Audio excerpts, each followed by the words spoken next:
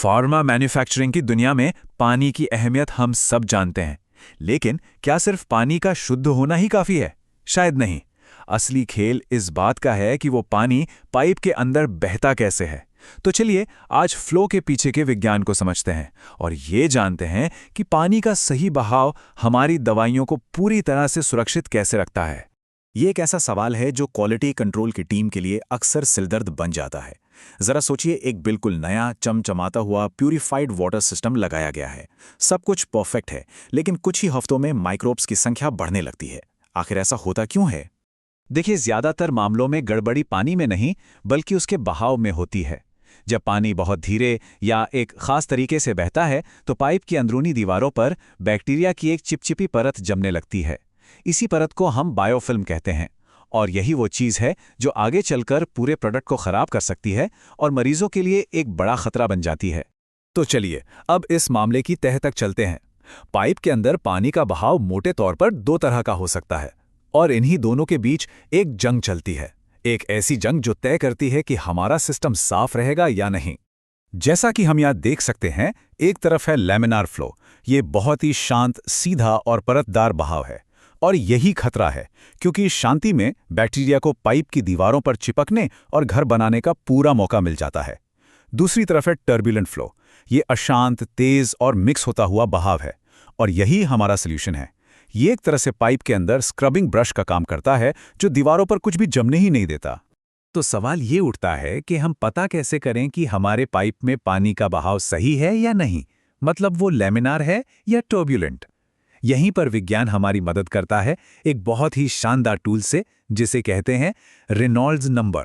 अगर आसान भाषा में समझें तो रेनॉल्ड्स नंबर बस एक आंकड़ा है जो हमें बताता है कि पानी का बहाव कैसा होगा, शांत या अशांत। आप इसे ऐसे देख सकते हैं कि ये दो ताकतों के बीच का एक मुकाबला है। एक ताकत जो पानी को तेजी से आगे ढकेल रही है और दूसरी ताकत जो उसके बहाव को रोक रही है, यानी उसका गाढ़ापन। अब ये इसका फॉर्मूला है, घबराइए नहीं, ये बहुत सिंपल है। इसमें 4 चीजें हैं। रो यानी पानी कितना घना है, वी यानी पानी की रफ्तार क्या है, डी यानी पाइप कितना चौड़ा है और म्यू यानी पानी में कितना चिपचिपापन है। जब हम इन चारों चीजों को इस फॉर्मूले में डालते हैं तो हमें रेनॉल्ड्स नंबर मिल जाता है। तो अब सबसे जरूरी बात, ये टेबल हमें बताती है कि नंबर का मतलब क्या है। अगर रेनॉल्ड्स नंबर 2000 से कम है तो फ्लो लैमिनार है, यानी खतरे की घंटी। अगर ये 4000 से ज्यादा है तो फ्लो टर्बुलेंट है और यही हमें चाहिए। और इन दोनों के बीच की जो रेंज है वो ट्रांजिशनल है, मतलब अनिश्चित। वैसे तो 4000 से ऊपर का कोई भी नंबर टर्बुलेंट ही माना जाता है, लेकिन फार्मा इंडस्ट्री में सेफ्टी को लेकर कोई समझौता नहीं किया जाता। इसीलिए ज्यादातर गाइडलाइंस ये कहती हैं कि जो मेन वाटर लूप्स हैं उनमें रेनॉल्ड्स नंबर कम से कम 10,000 से ऊपर ही रखा जाए, मतलब सेफ्टी का डबल डोज। चलिए अब जरा ये समझते हैं कि आखिर एक हाई रेनॉल्ड्स नंबर या टर्बुलेंट फ्लो पर इतना जोर क्यों दिया जाता है, इसके असली फायदे क्या है। सबसे पहला और बड़ा फायदा है इसका शीयर स्ट्रेस। ये वो रगड़ने वाली ताकत है जो टर्बुलेंट फ्लो पैदा करता है और ये पाइप की दीवारों को लगातार साफ करती रहती है, जिससे बायोफिल्म को जमने का मौका ही नहीं मिलता। इसके अलावा जब हम सिस्टम को हीट या केमिकल से सैनिटाइज करते हैं तो यही टर्बुलेंस गर्मी और केमिकल्स को पाइप के हर कोने तक बराबर पहुंचाता है, मतलब पूरी तरह से और असरदार सफाई। ठीक है, तो थ्योरी तो समझ आ गई। अब देखते हैं कि असल में इसे मेंटेन कैसे किया जाता है। मेंटेनेंस और इंजीनियरिंग स्टाफ के लिए ये कुछ बहुत काम की बातें हैं। रेनॉल्ड्स नंबर को कंट्रोल करने के लिए हमारे पास कुछ लीवर्स हैं। हम पानी की रफ्तार को कंट्रोल कर सकते हैं, उसके तापमान को मैनेज कर सकते हैं, पाइप की अंदरूनी सतह की फिनिशिंग पर ध्यान दे सकते हैं और सबसे जरूरी डेड लेग्स को खत्म कर सकते हैं।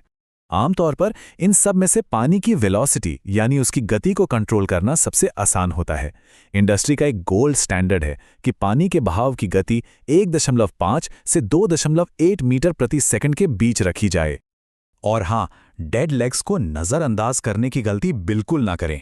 ये पाइपलाइन के वो हिस्से होते हैं जहां पानी का बहाव रुक सा जाता है और यही बैक्टीरिया के पनपने का अड्डा बन जाते हैं।